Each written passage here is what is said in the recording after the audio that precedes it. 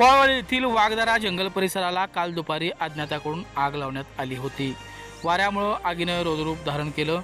जंगलाला आगीचा विळखा पडत चाललेला होता।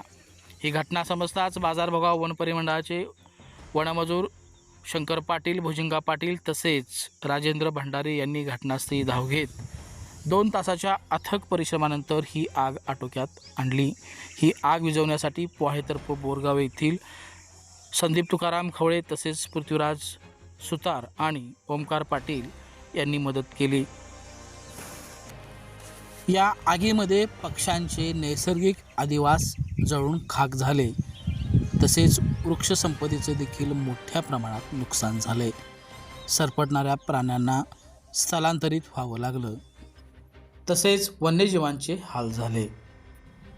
पन्हाळा तालुक्यात ठिकठिकाणी अज्ञात व्यक्तीकडून जंगलाला आग लावण्याचे प्रकार सुरू आहेत। अशा अज्ञात व्यक्तींचा शोध घेऊन त्यांच्या विरोधात वन खात्यानं कडक कारवाई करावी अशी मागणी पर्यावरणप्रेमी वर्गामधून व्यक्त होत आहे।